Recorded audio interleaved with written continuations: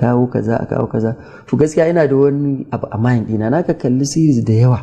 To daga cikin abin da na kalla shine duk inda ka kai da daɗin labarin ka ko menene dole yana da limit, yana da ƙarshe. To in ya zo ƙarshe kuma babu yadda ka iya sai ka jingine shi ka je ka ɗauko wani. To daga cikin na farko sai na kawo title, na ce ni ina da title na kawo, aka ce wanne ne, na ce labari na birni wa rejecting. Nazifi Asnani ya ce to shi ya za a sa labari na. So ba su fahimce ni ba ne gaskiya a lokacin. Dalilin da ya sa ba su fahimce ni ba su san me a mahaifi na. Ni kuma akwai abin da ya sa na ce a sa labari na, saboda waccan matsala. Saboda ni abin da na auno, za mu zo mu tara karfi mu yi promotin mutane su kalli. So in ya riga ya zama wani ya yi karfi, to ina son at least a kai kamar 1 to 10 years ana kallon sa. To kuma in labari ne duk masifar ka duk inda ka kai sai ya tsaya. Ko me kake ba wa mutane duk daɗinsa, in kullum yau na yi kastan ɗin Hadiza Gabon a fim, kullum ana ganin ta duk irin burge mutanen da take, kawai wata ran zaka ga ya zama normal, ya daina ba wa mutane irin wannan. So suka tambaye Nazifi da ya dage a canja title, na ce musu kun ji idea ta, abin da ya sa na sa masa labari na yau duniya za ta ci. Dalili shine zai zama ba labari ɗaya ba ne. So yau ko da ce aka ce an gama sagar wa'yan su baba su Sumayya, su dan Audu, su su waye. So akwai damar ka iya ganin wata sagar ta bayyana, wani sabon labarin a kawo wa'yansu mutane a ciki. So wannan shine dalilin da yasa gaskiya muka yi wannan. To kuma dan na gaya musu sai suka gamsu, suka ga kaza. To daga nan dai sai muka shiga, aka zo kuma bayan an gama nan sai maganar casting labari. Wannan yasa muka dinga kokari. To daga nan kuma aka zo aka fara maganar ya za a yi casting, aka haɗu wurin casting shi ma dai har Allah da ya sa in takaice miki mun fara shooting din labari na a 2016 har yau February 2 ga wata muka fara aiki. aka yi da yake sabon yi ne, muka yi muka je sai mu ajiye har ba mu kammala shi ba sai 2018. Masha Allah muka kammala shi. To jama'a kada ku matsa ku.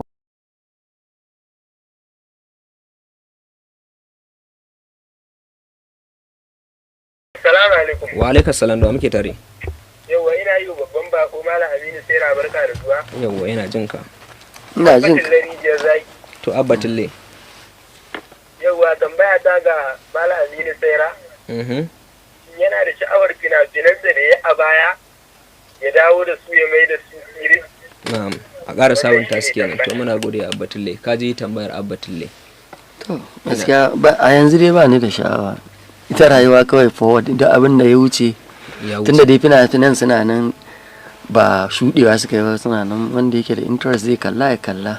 Amma ba san kuma rayuwa ba gaba me zai faru, amma dai for now. Assalamu alaikum. Yau da muke tare? To Humaira mace ce tambaye ki? Ina na tambaya amma ina yi wa mutum da Allah ya. Amin ya Allah, muna godiya kwarai da gaske da wannan gudunmawa. Assalamu alaikum. Wa alaikum salam. Yaya barka da aiki. Barka mu da muke tare?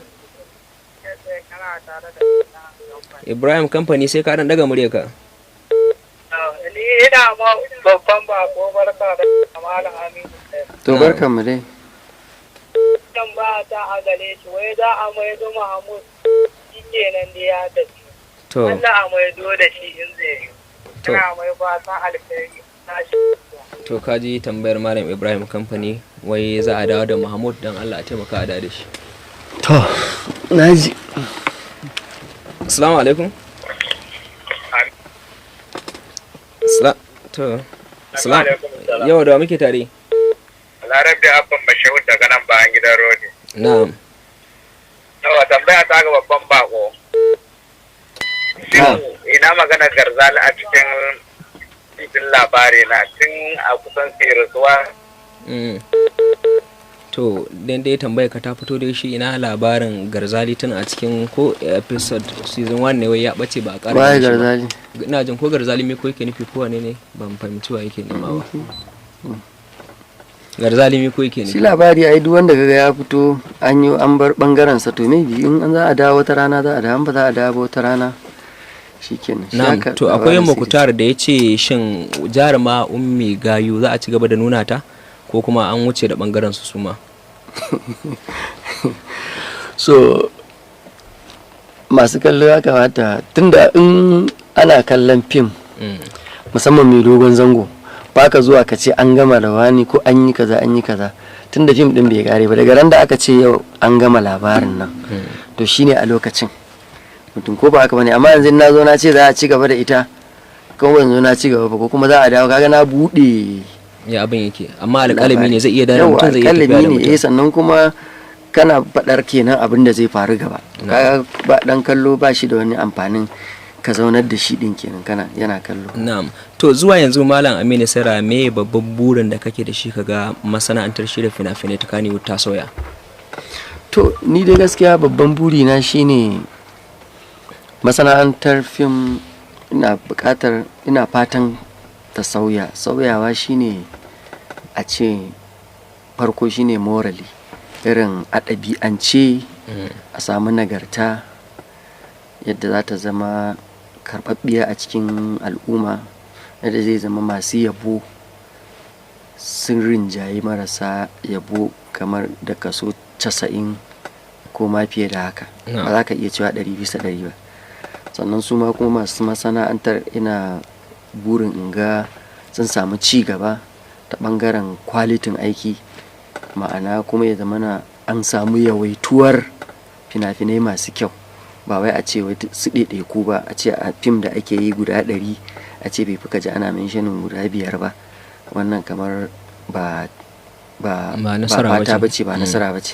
Akalla ko ba a yi 50-50 ba amma dai zama wani kaso mai yawa ya zama ana samar da nagartattun fina-finai kuma wanda suke samar da awareness a cikin sosai, faɗakarwa a al'umma da kuma samar da aikin yi. Sannan kuma ina fatan ita kanta masana'antar ta fi haka samun kuɗin shiga da kuma masu yin ta kuma su fi haka samun amfanuwa yadda za su ƙara wannan haɓaka harkar kuma da ƙara samarwa matasa aiki. Wannan shine gaskiya. Na'am, bin wannan hanyoyin zai taimaka wajen kawar da matsalar kuɗi marketing da ake ta fama da ita a masana'antar sosai. Gaskiya zai yi kusan yanzu kuma ana ta kokarin abubuwa da yawa kuma ana samun technology suna shigowa manya-manyan kamfaninnika na duniya.